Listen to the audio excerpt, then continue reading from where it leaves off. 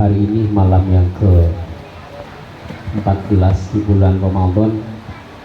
Kita masih diberikan nikmat iman Islam, nikmat sehat walafiat, sehingga kita bisa hadir bersama-sama untuk melaksanakan sholat isya secara berjamaah dan dilanjutkan dengan sholat tarawih. Mudah-mudahan apa yang sudah kita laksanakan Allah terima dan Allah ridho terhadap apa yang sudah kita kerjakan. Amin. Salawat salam semoga terlimpah curahkan kehadiran kita Nabi besar Muhammad Sallallahu Alaihi Wasallam. Allahumma salli wa sallim wa barik. Para jamaah sholat tarawih rahimakumullah, dalam surah Al-Asr yang tadi dibacakan di awal, bahwa wal asri, Allah bersumpah demi waktu, innal insana lafi khusrin, sesungguhnya manusia itu dalam keadaan yang rugi, manusia itu dalam keadaan yang tidak beruntung.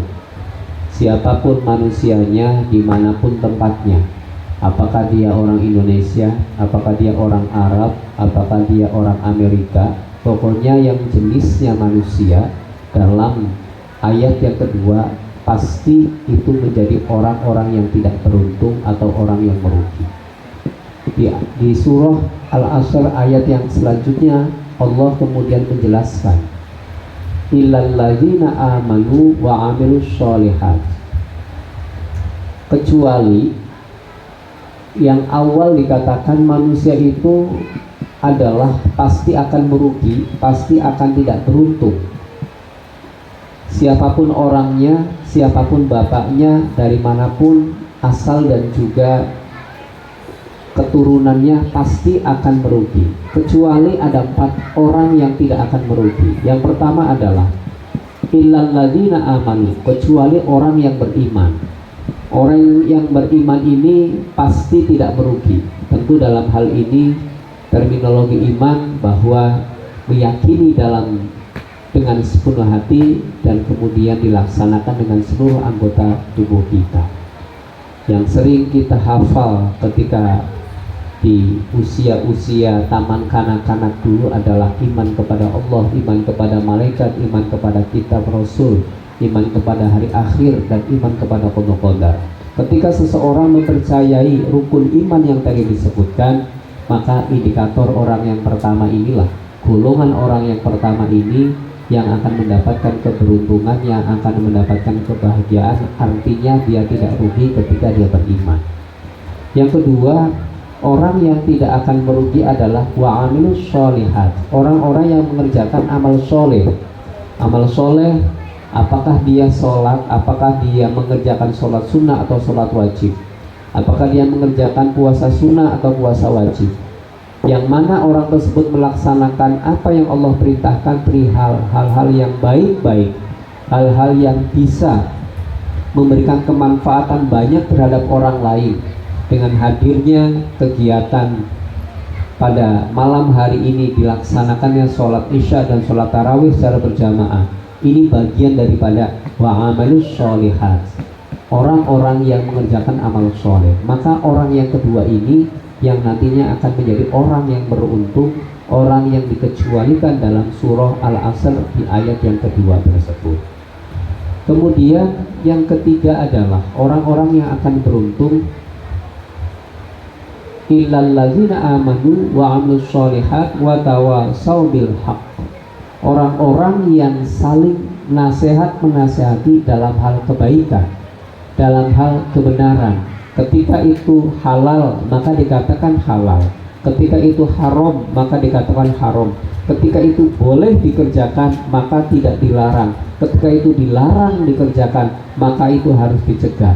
Orang-orang yang menyampaikan amar ma'ruf nahi munkar, maka inilah orang yang ketiga yang akan mendapatkan keberuntungan dari Allah Subhanahu wa ta'ala.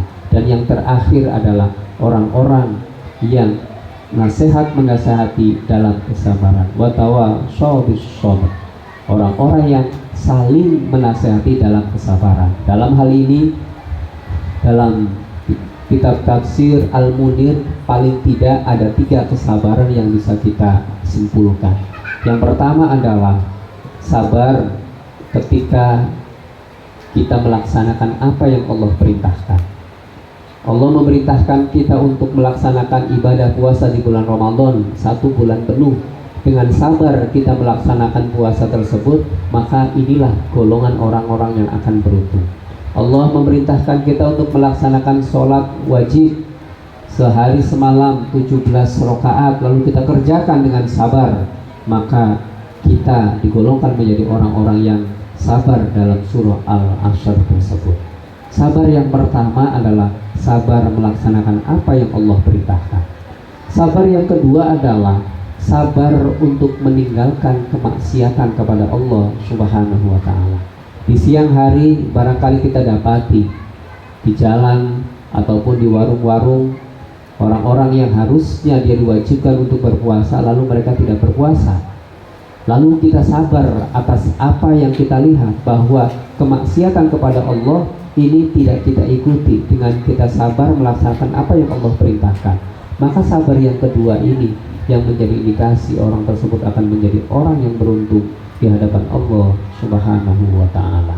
Dan yang terakhir, yang ketiga, paling tidak sabar disebutkan dalam surah dalam tafsir Al-Mulk dikatakan bahwa sabar ketika menghadapi musibah, sabar ketika menghadapi ujian. Maka ketika seseorang dia terkena musibah, terkena bencana, lalu di awal dia langsung menyampaikan inna lillahi wa inna ilaihi raji'un, bahwa ini semua adalah karena Allah Subhanahu wa ta'ala. Lalu dia sabar atas apa yang mengenai dirinya, dia sabar atas apa yang sudah ada pada dirinya, maka golongan